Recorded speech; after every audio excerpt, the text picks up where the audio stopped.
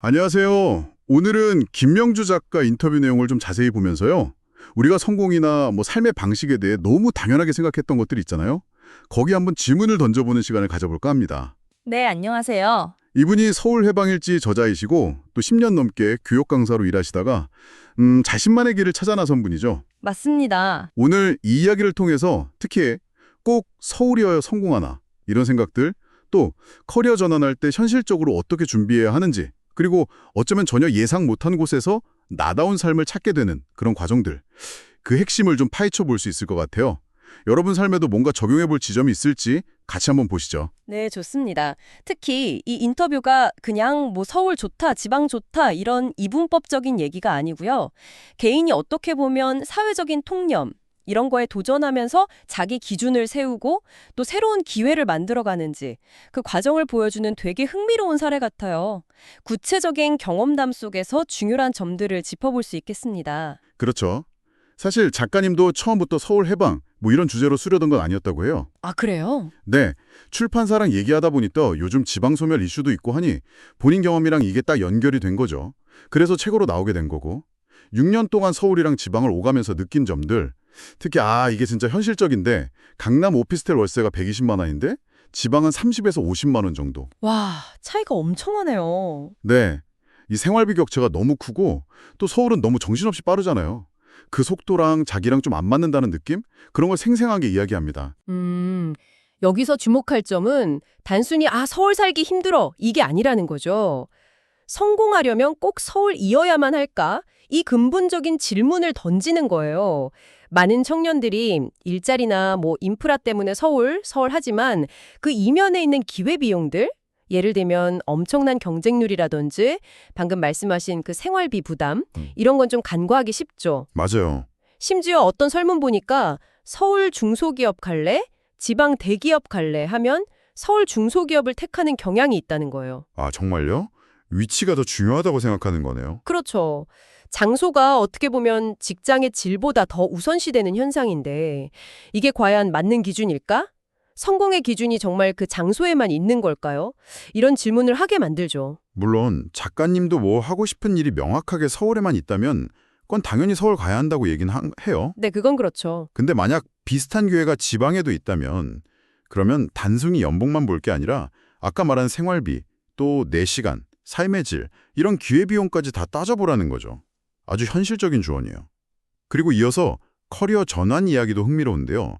11년 동안 미용교육 분야에서 일하셨대요. 네, 꽤 오래 하셨네요. 마지막 직장은 인간관계도 괜찮고 다 좋았다고 하는데 그런데도 그만뒀단 말이죠. 왜 그랬을까요? 결정적인 이유가 두 가지였는데 하나는 이 일 자체가 너무 고된 거. 출장도 자줬고 짐도 무겁고 체력 소모가 엄청났다고 해요. 아, 그렇죠. 교육이면 장비 같은 것도 있을 테고. 네. 그리고 또 하나는 회사의 미래가 좀 불확실해 보였다는 거. 근데 여기서 진짜 대단하다고 느낀 게 퇴사하기 1년 전부터 다음 단계를 엄청 치밀하게 준비했다는 거예요. 아, 그냥 그만둔 게 아니군요. 네. 소위 말하는 디지털 노마드 있잖아요. 온라인으로 일하는 거.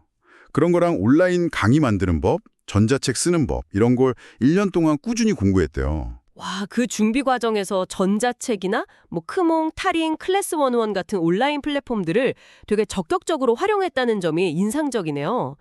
특히 전자책은 가격은 싼데 내용이 천차만별이니까 페이지 수나 미리 보기 같은 거 꼭 확인하라는 아주 현실적인 팁도 주셨고요. 맞아요. 꿀팁이죠. 여기서 진짜 중요한 통찰은 이게 막연하게 그냥 에라 모르겠다 퇴사가 아니라 1년이라는 준비 기간이랑 또 퇴직금이라는 최소한의 안전장치가 있었잖아요. 그러니까 역설적으로 그 불안감 때문에 오히려 더 이것저것 시도해볼 수 있는 동력이 됐다는 거예요. 불안하니까 뭐라도 해야겠다 이렇게요. 그 말 진짜 와닿네요.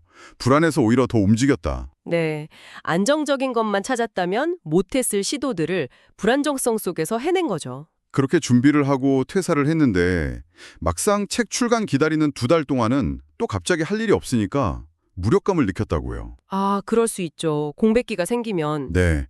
그러다가 정말 우연히 웹소설을 한번 써볼까 해서 쓰기 시작했는데 이게 너무 재밌고 심지어 2작품이나 계약까지 하게 된 거예요. 와, 완전 예상 밖의 결과네요. 그렇죠.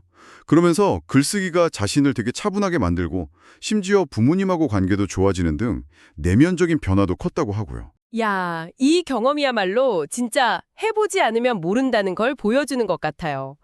원래 하던 미용 교육 경력 살려서 오프라인 강의도 하면서 수입을 얻고 있었는데 전혀 다른 웹소설에서 또 다른 가능성을 발견한 거잖아요.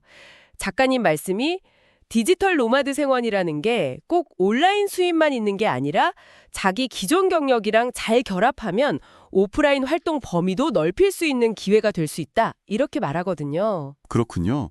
온라인과 오프라인을 넘나드는 거네요. 네, 결국 중요한 건 어디 사느냐 이게 아니라 어떻게 사느냐. 그리고 자기만의 속도, 자기만의 방식으로 살아가는 그 나다움을 잃지 않는 거다. 이걸 강조하고 있는 거죠. 오늘 김명주 작가 이야기를 쭉 나눠봤는데요.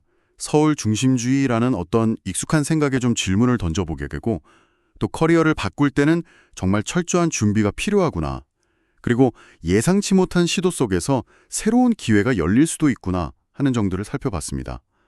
뭔가 남들이 만들어 놓은 길 말고요. 내가 진짜 원하는 삶은 뭘까? 스스로에게 묻게 되는 그런 이야기였던 것 같아요. 네, 맞아요. 특히 그 불안했기 때문에 더 시도할 수 있었다는 말하고 또 웹소설 경험처럼 해보지 않으면 정말 모른다는 거. 이게 뭔가 변화를 생각하고 있는 분들께는 좀 용기를 주지 않을까 싶습니다.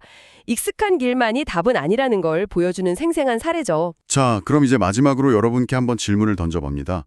혹시 여러분도 사회나 주변에서 이게 당연한 길이야? 라고 제시하는 어떤 성공 공식이나 삶의 경로를 그냥 따르고 있지는 않으신가요?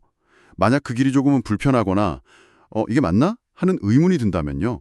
잠시 한번 멈춰서서 여러분만의 해방일지, 첫 장을 써내려갈 용기를 내보는 건 어떨까요?